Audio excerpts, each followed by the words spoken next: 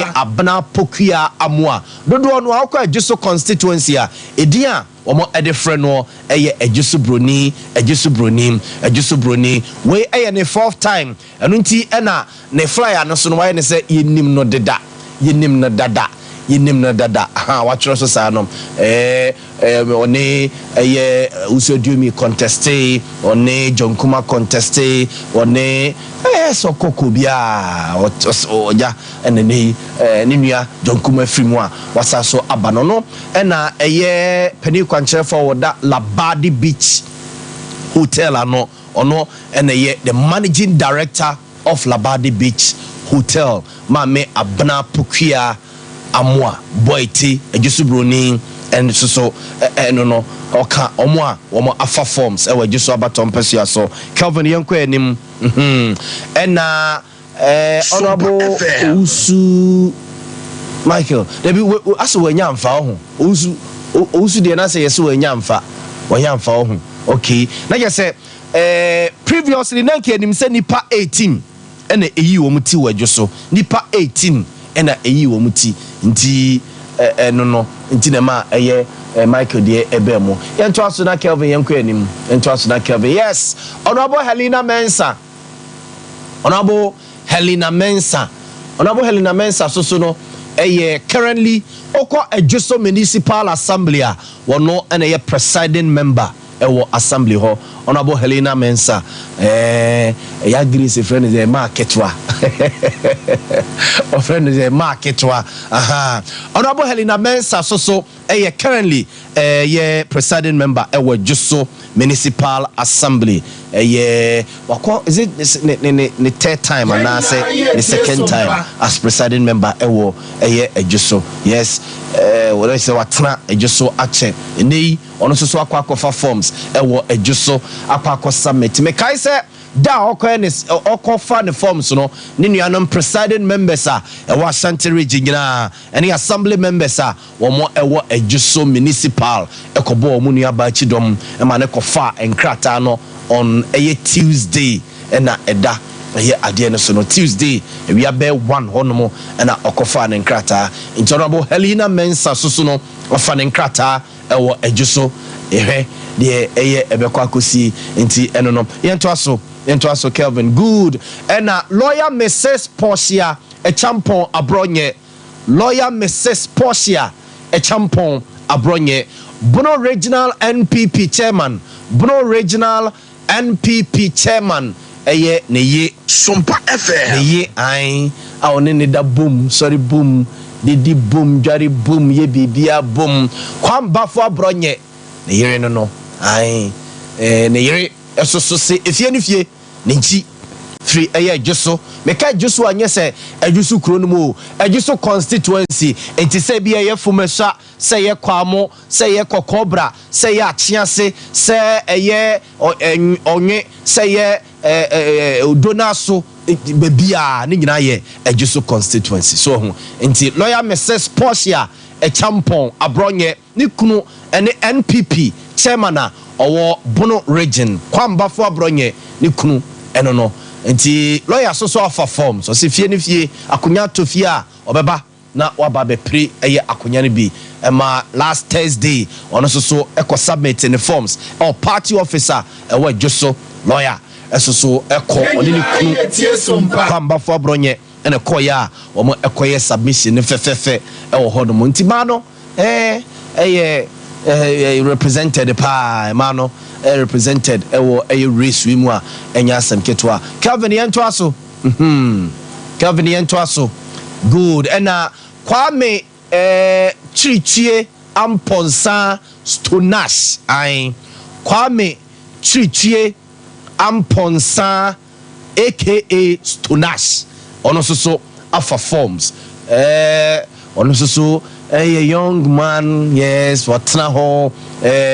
ufia Juso akunya tofie ono so ababefa enkrata ewo Juso abaton pesia so Kwame Chirichie Amponsa aka Stonash ono so no afa forms ewo Juso Calvin yanko enim okay na one Aaron B Aaron so FI Aaron FI eti ye omo fire no omo ye 9 Honorable Helena Mensah lawyer Kwabena Boateng Aaron Prince Dua so ekokofa bi ena Dr. Evans Dua ekofa bi Kwame Chichi Mame Ya Aboaje Abana Pukia Amoa ena lawyer Kwesi Nyantechi wono nyina ekokofa forms ewo ejuso ni nyina yakonya atono good Aaron Prince Dua Aaron former assemblyman ewo esieni mpon say me a writer yes or a former assemblyman ewo esieni mpon and osaso is a former youth organizer and currently on a youth organizer or honomo omo enyina men can say ejuso adehye and oma fa forms ewo ejuso afa Calvin yenti omo enro omo fa forms ya na omo ene etuahene omode forms koye na omo submit wie omo ne nsamtwefo din komo kakra na delegates na bo omo chodom no ye kona yenkotie omo kakra omo nsemo a omo ede ema Ghana man ne delegates a ewo ejuso abaton pesia so yenteti omo kakra omo ensemo a omo ede ema yen Kelvin yenko yenteti omo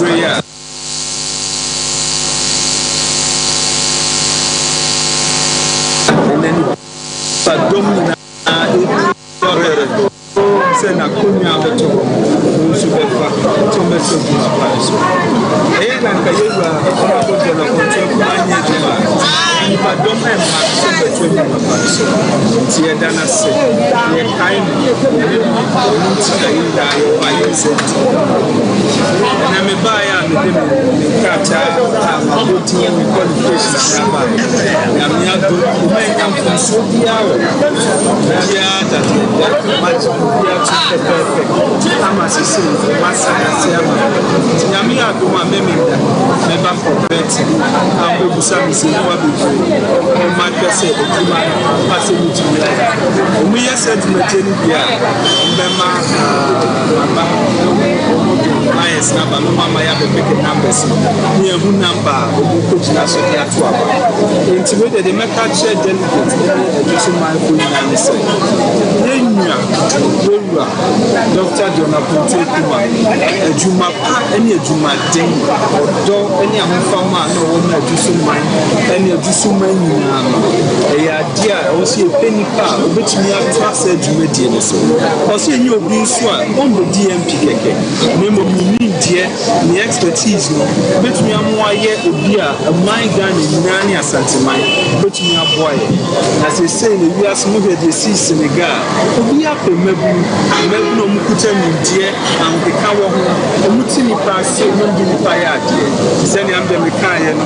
yero ajona kontre kuma se ejoso dachi mwenia yeso nunya say ejoso dachi into aso and the project of the people young patriots who you never come in abo omomo to abenina yenu mina be yeduma omomo eye candidate nyina no mi wini abenu bia mi ni obi abetena se ma ye duma ehu munyina se muhu ya mishia presiding member Helena ko kama ekochia ama ni omomo na munyina na mini munyina so be ye na me aduma April 13 ye bedi nkulim ye di nkulim a ye be ye omo ye be to obi abo a odi etuso edusa observe until we Dr. Prince Dua so emra okofa ne forms na oko submit we and one ensentwefo edin komona ne vision kakra ne swade huno ne tiremu pa owo ede ema constituency ajuso ene na obobo so kakra ede achensentwefo ne delegates ne party ma no mo etwesia ewo party officer ewo ajuso enonom yenkotie Kingsley Kakari Mensah esoso efa forms a wa submit here no submit we no one nsentwefo edin komo kakra sei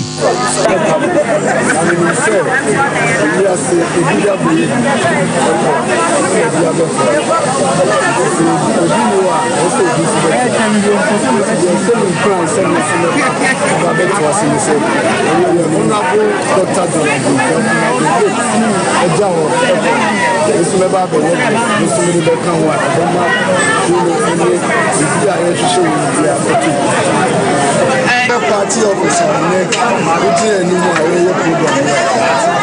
party office yìí na o si ya ama ayẹ party mu pẹ̀lú ìmọ̀ọ́sẹ̀ branch ẹ̀ náà wẹ̀ mùsùlùmí ní ìdè wọn MVP party office ẹ̀yẹ náà adé sọ òbèsì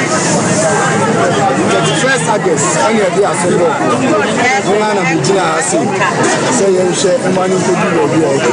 kó ẹ̀nẹ́sẹ̀ yẹ̀yẹ bi jí sèyí náà hàn náà yẹn náà ẹ̀dí ẹ̀mí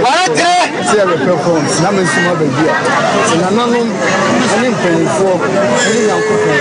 a ɔhata so ɛwɔ ìdɛm ayɛ ɛdi ama tuntun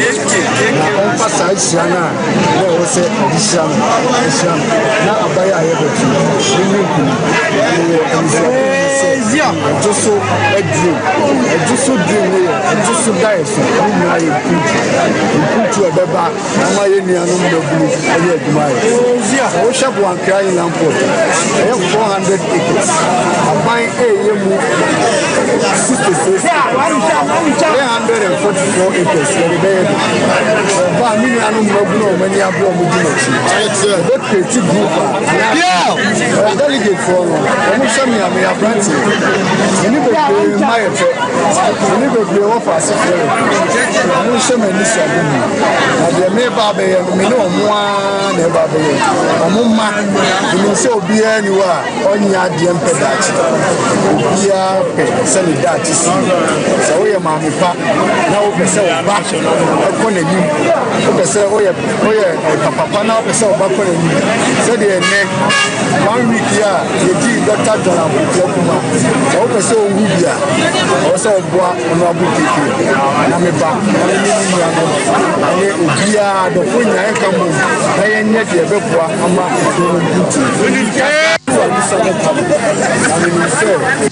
Abzafo nti wei ɛyɛ Kingsley Kakari Mensa ɔno soso ɛyɛ bebuno ya branche ɛwɔ adwoso abaton pɛsua so ɔkɔfa forms wa submit ɛwɔ party office na ɔno soso nani so ade hunu ya wɔwɔ ɛde ɛma adwoso constituency ne party ma ɛwɔ ɛyɛ constituency nim na ɔbɔbɔ so kakra ɛde akyerɛ no ɛno akyi lawyer Kwasi Nyantakyi former GFA president ɛso so ɛkɔ submit ne forms last Thursday ɔno soso ɛde nsɛm sɛ itudwa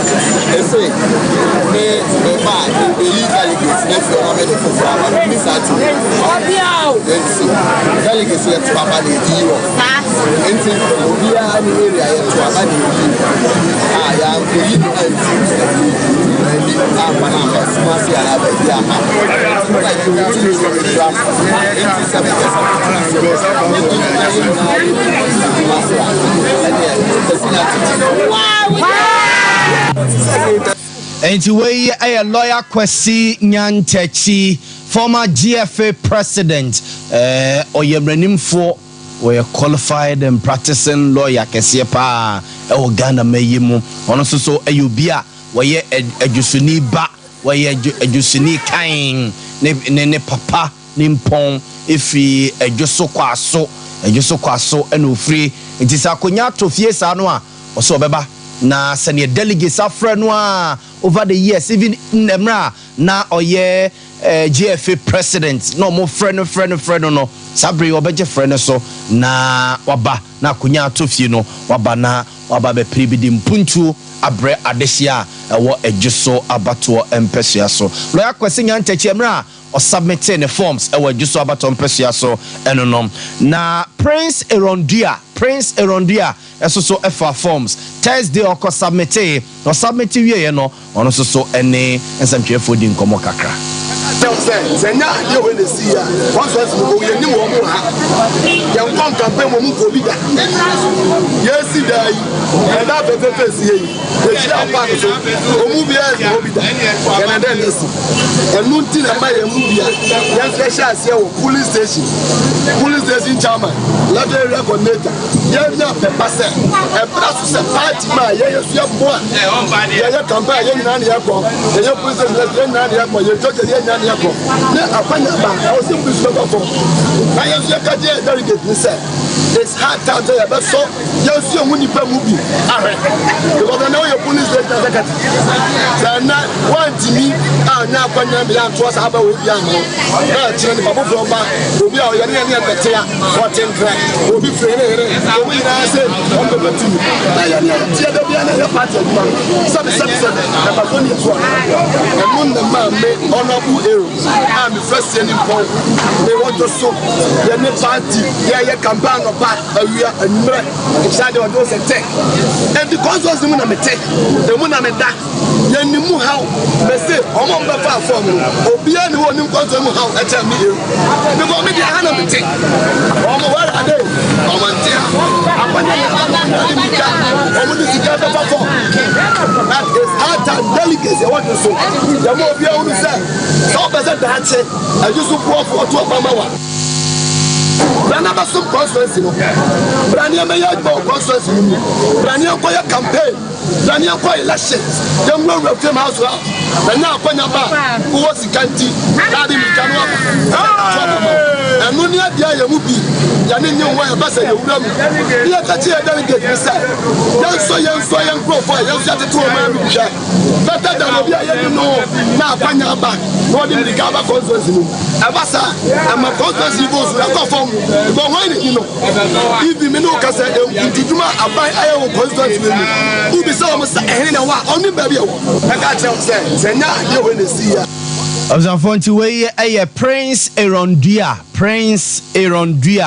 so a teacher ni was just so sectek. Hey, you be a what the assemblyman, dear man, this year a war a just so seeing him pong, just so seeing him pong, a senena or channel. Or a bebunoa,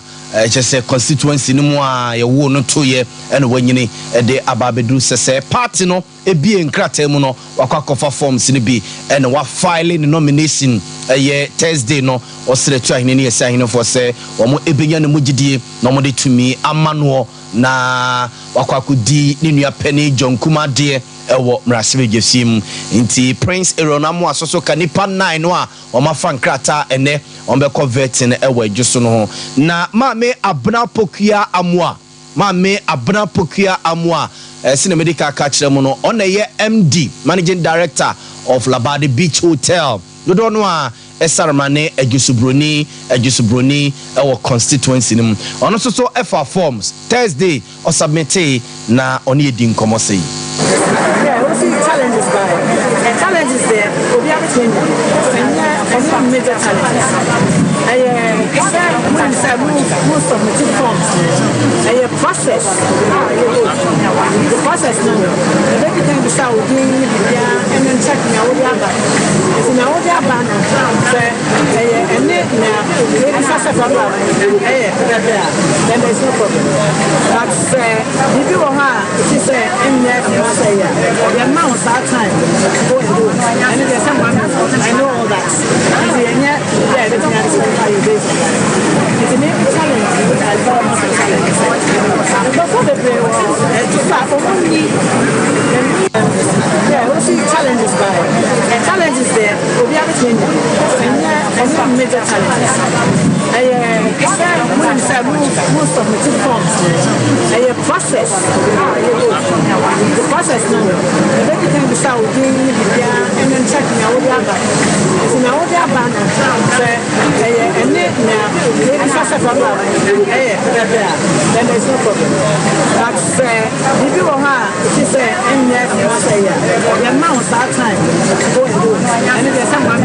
know all that. And yet, yeah, the thing is how you do it. It's a main challenge, which I call most challenge. Because what they play was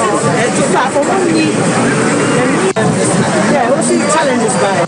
Enti we Ejusubroni mame abna pokia amwa mame abna pokia amwa oko Ejuso constituency a dodo na afre na Ejusubroni na oyobi so a for we the fourth time or contested primaries say NPP primaries wo Ejuso sina na me ka kire sese nipa kokogye ayarehwe one honorable Kwabena Owusu Adume one honorable Kwabena Owusu Adume contested and one honorable John Kuma Sosono contested ye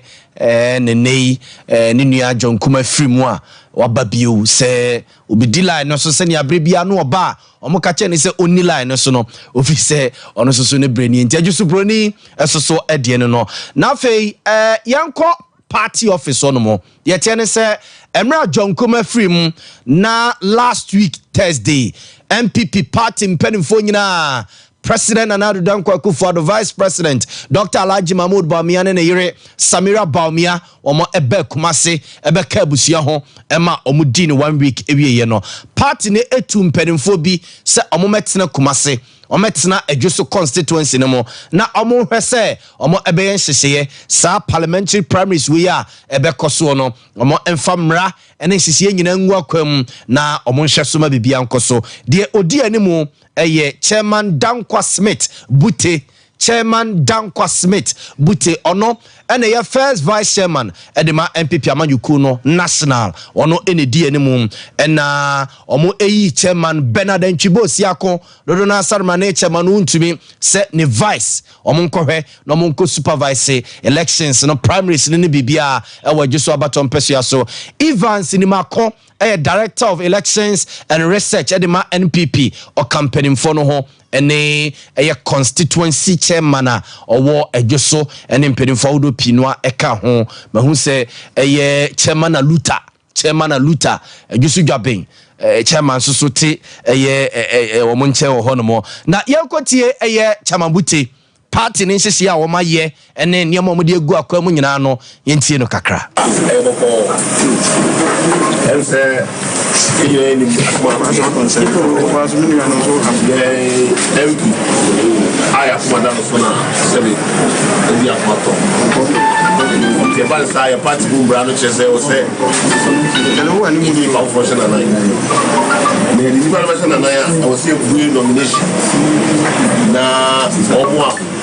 okay,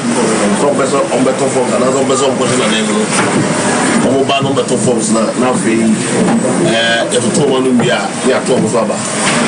What will be winning? There's a woman over for share, you are going to Sama pay. If you think I'm a kind of original chairman, you're supposed to chairman and the executive one.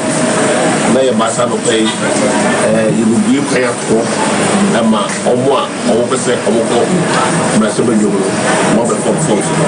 So the two one we are Yakomado. In fee, no pay, we pay out for we are now. Why already say, percent, never folks. Yawada ebe cruise nomination before for toa ni wumbia no so feeling na de buy yawada yawada twemu a ya ye forms no better 3,000 premium for and I only pass for betia 35,000 Ghana cedis and no we are the memenda the youth we are so we youth and as a way of bar 37,000 we go to 17,500 so we youth are 40 years so we have 17,500 in the same also if you start performing the we have that part is going to have their bomb now Yawa now the bar, remember that for you better to go you may be a friend of veteran. You have to go on opening up on fire. No, you have to go now, die the better part of the year. You have to be here and it will I know they were yes, somewhere, but I can't and then we have to prepare back. You do how we be and rather walk cut out what kind of qualifier. I don't do the bad, not a do as a phone to way a Dankwa Smith Bute a first vice chairman the ma NPP national first vice chairman main kanisa ono na party nimpenim for from Accra headquarters o mayino so me ka chairman untumi ho no mo nkotena adwoso no mo nhye enye ntotoye sebeye na primaries no emunsem ne ade mrane nseseye obi abedi so enkofo how bia emfa emma Evans Nimakoso so director of elections and research so no ebebo wono echidom na ebusuasa ne me hyase me de tu manemu se kane no a donkuma toye no aja amanfo keka omo ho we keka no ho no yete se nipa 18 nipa mako 18 ana nanke pese omo ebe conteste adwoso NPP primaries ni bi nanso yete se empenifo pinu a party empenifo pinu a akom amankomo na wura ma omni bebre ne kasai yete se Swami MP honorable Osechi Mensa Bunsu former majority leader ebem and empenifo ne party mani pinu a kasai yete se lawyer Justin Kodia Frimpong the general secretary of MPP ono so ebem and party mani pinu a kasai ma bibrina titru ene constituency chairman owo adwoso constituency chairman owo adwoso papa de NHS wa frankrata akra wie nenso the general secretary of MPP lawyer Justin Kodia Frimpong ene honorable Osechi Mensa Bunsu ene papa ne kasa ya say mo mpanimfo mienu a party ni kura mo constituency ni John Kuma ene wu chairman mo na mo hwe party ni so John Kuma ko na chairman no so uja party no ho so awo ba bedi unuakuma Jonkuma dia na hwan pani owo fie ni hwan nti omo ne constituency chairman kasa ya na ogitum so okay se sa no mo Canada ani ono no betena fie se pani no ahwe atototo bibia ma primaries no akoso nti lawyer Justin Kodia Frimpong general secretary of MPP and honorable Osechi Mensa Bunsu ne chama wuntumi nom ene constituency chairman owo adwoso ekasai any other aspirant bi ekasai pictures eba no so hoya ebi wo eba ye si we nya nkwankofa forms yes omunyina no empedefo no mo kasai no mo yese de be ne ombeti no mo atena nchen ama omo ewo se ko no atimi akọ chama wuntumi kasa de fa ho nipa dodo a omo yo magene so mbekwa kofa forms a omo ni pinu akasa ya sisi ababeka nine we chama untumi echichirim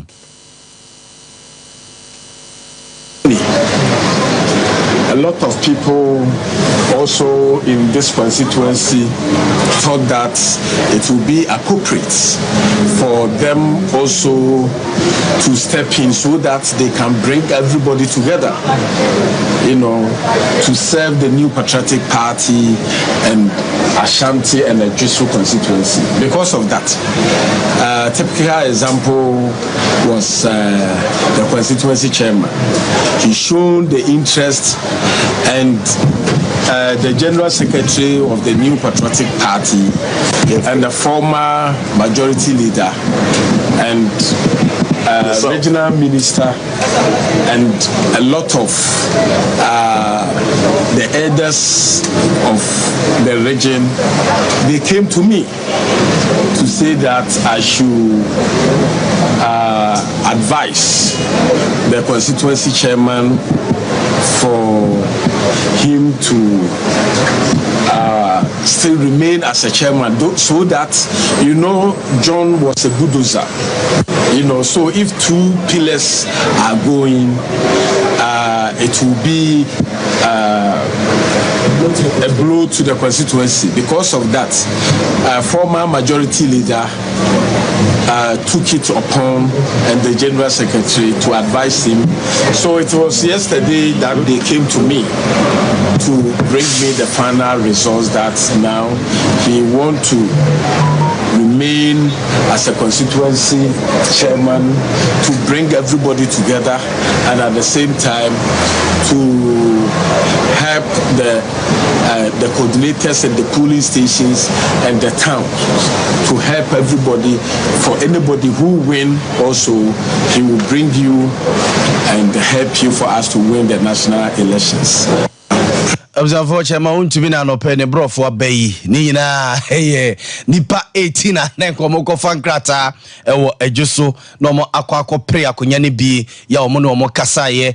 sisi ye so atetia amano ababeka 9 no na ochichiri mu constituency chairman na nkomo komu a sisi ne mo kasai we decide say onkone mu betin fi no wahye ama eye primaries ne bibia akoboko se ne mo kasai NDC party ne guso omo ye consultation NDC party no eguso omo ye consultation according to the deputy general secretary of NDC of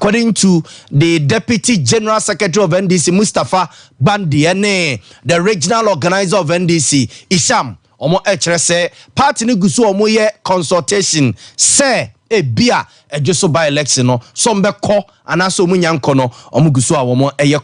consultation edi enkomo ewo eye honomo nti yeso so ye monitor meetings ne nkomo a omo eye wo ejoso no de bi fra to bia yemfa enkamemo yanko omo no so ne enkodi nkomo kakra yene hudu yaya ekwa kodi nkomo wo ye Asante Mampong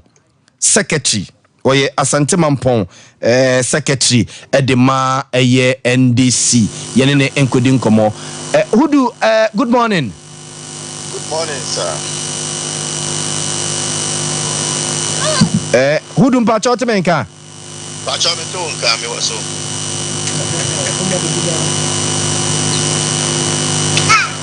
Hello. Yehwese yebete eye hudu yaya enka ye otemenka ba me de maintenance ewo ahase yehwese yebetimi ate hudu yaya enka ye na yene no edi enkomo obzafo de tiene se yate se NDC eye communication team member bi NDC communication team member bi ewo eye Mampong abato empesua so yate se obi awone sekan ama na frim obi awone sekan ema no afrim sana yatete nti yehwese yebekọ ahoma no so na yene hudu yaya akwakodi eho enkomo hudu yaya mpa cha otemenka okay boy enkomo no krese mo communication team member bako obi awone sekan ewo Mampong amana film ayo didika mechi ahụ eni motifo nyina emse wire branch communication officer branch na the communication team na ewo constituency level na so yeti se one na yire nya ntawantawa kakra ema ntawantawa mu no emse ofaso efiri mu ya yeti free abusiano enchen eno no enti ntawantawa ba ono ene ne yire ntem ne ma ofiri mu ohu be ba to sa pepepe na sa ntawantawa ni si yeno na nipa bi ani wo mo nche na obi ani fie ho bia enko be pata kasa kire baako eni to betima ko ama bia sekantwi abamu ama baako awu wo sha fie o mo timu no ono an kasa fie a one ne yire ene ne ma na etiko ti hwa na sa mre no na nipa enhyeda eni ho sa a o metimi awura mu apata wo mu ina mi se sa ntoka no etimi to aso a ma sa wu efiri mu bae enti they say a police for the nipa na wo ne sekan no se so mo ye ne dey sa bredi entia yenya free police for ho se o ma fa oba no a wo o mo nchen a mo tutuna no asem oni oba ne wo ma sei nkwala dodo ne die tie ne se miensa na se ye confirm da na se nya confirm ne de ho de mintimi nkan de break but ye me tie ne se one ne nkwala miensa okay na nkwala no wo che se omunko na wo fie hoi na papa free mu ne aba befa oba no so akui wan na behwe nkwala no wo fie ho wan em se ku hu nkwala na arehosem sabrezi for the afomo omotini nche asabri em se opepo money ni show the arehosem ema yina the bible na the man nkwala no se so benya arechichire ne esi brebe udu esi da be nra na esi anajo na ade be chi enra no e just anajo be duba kunumu ko enisi ade chi enra esi ada no. Okay. Na your friend is say your friend Akutu Osei Yaw Akutu Osei Yaw until a branch communication officer na constituency communication officer or a branch na communication team na wo constituency na captain no ebe kan ho. Okay. Yati ase nti se party no constituency mo bibia mo ya na mo ye dia fa ho.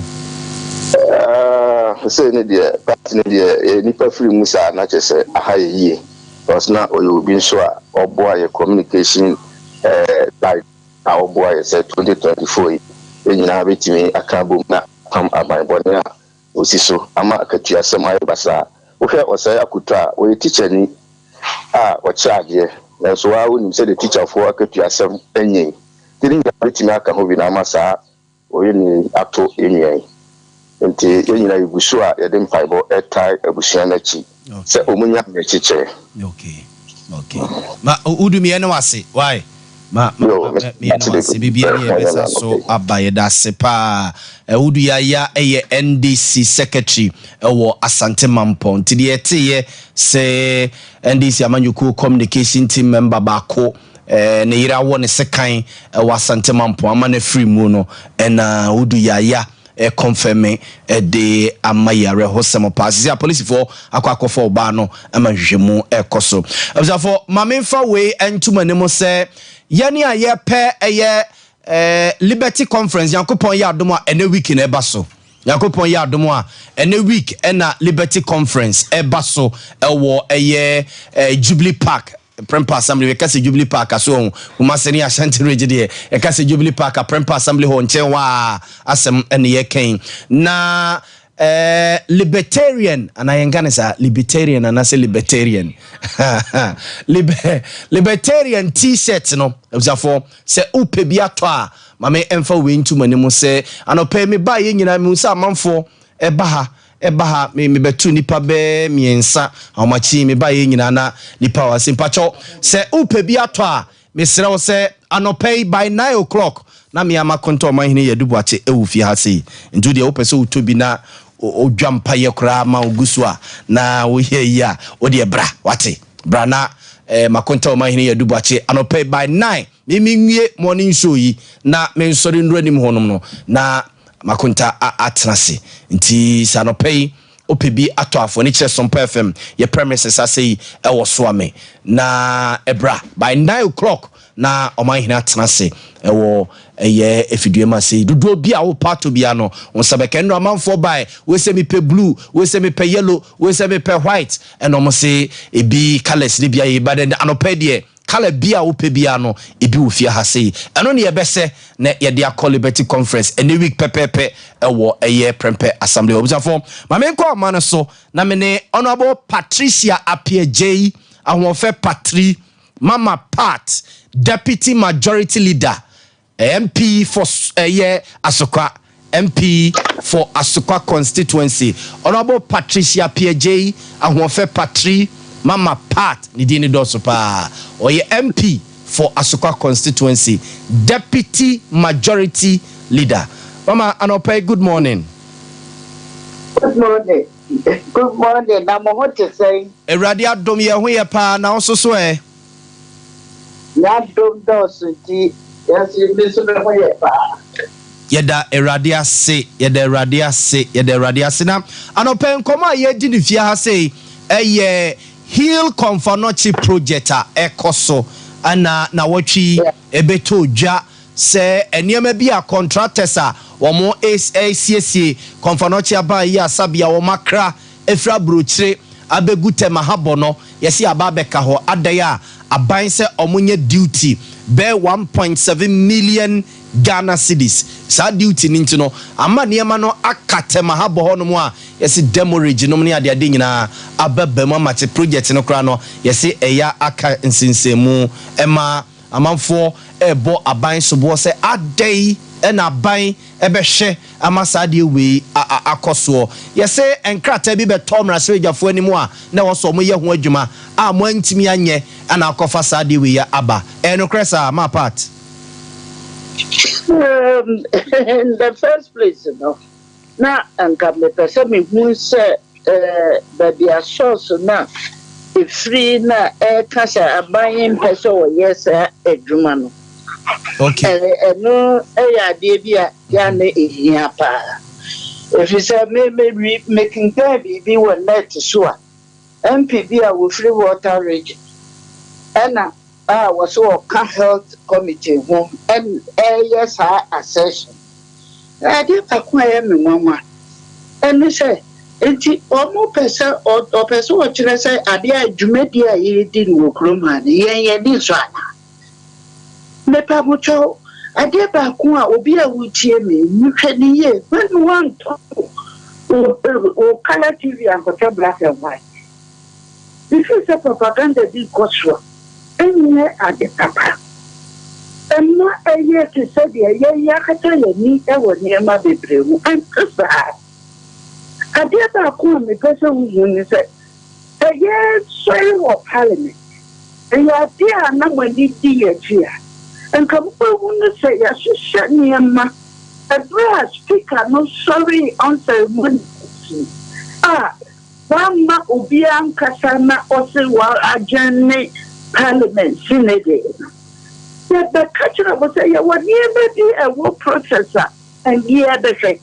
It be a tax exemption. I would want not year the was a yes. It be any minister, you know. Ah, never was here, you want to ma and May Kagap, dear one, Kaye, or more year, or my Juma. Can you remember saying, what happened? Let's see. That's a who fetch the castle subject, a baby ashada, and I buying ashada. Say, well, no on better or Bema side you made the airport. No, mean, say the airport, so give me some of my enemy now. Now, one figure, the better your color TV, a photo black and white. Now, say, you say, boy, you nay, and you made the year what tax exemption I would do. Now, what you consider. But you speaker, a journey, Parliament abruptly. One man would be uncle, and I'm not now with this million LCC. Okay, the beer intention beer or what's your best story, a priority. Abayaba. Why abandon other sort of project to raise a warrior? Indeed, your Bezania sabotage. Some, Mummy and Fan Samunton and Yanni Capra. You and Mabia more be Medada. And the master, and some a bit more come. Mummy and Chef, but you will flipper, and then you or pressure or course will be bargaining. And yeah, or the num sapphires so a can't, it may mean me say. Yeah, at night, Agony, and this office was stolen after the baby. You're sick and you know, near the idea where you hear the baby in one touch. It is a say, contractors in a sono, according to even chairman of a year Hill Confanochi project, no, ama I say. Speed and maybe a contractors in the year, Jumano, slow kakra. Say, young child was somebody resume and I say, Bia, emergency, but me up back quickly now, Maba Bears and Yama we have you. Nina, a possible, you go to Shisha, a man so on Mubati and car, because yes, you didn't know money and not and catch this. Indeed, you go so. to one more. Okay. Mama, you better was say, including ministers, womo approve nyina stalling nyina no na sa da no a speaker bufu ye no na ni nyina gu ni table so na ya say bufu ntimo o sori koe nyina da parliament ye be debate ye be bobo woni ajiatu ansan ye asori enu na ID facility bin so ye ni be sio ene so maga Nema miensa kutika nema wasan kabana ekedi ko yeni tanya ma we ni na da ho entumi anye enti the femunu miensa enche di mu kobo se de beya ko se na chani bi wo ba mama wo be fa wuni ta de we se eda puso a ye da come once another say chire na ubeye ehunu nyema sa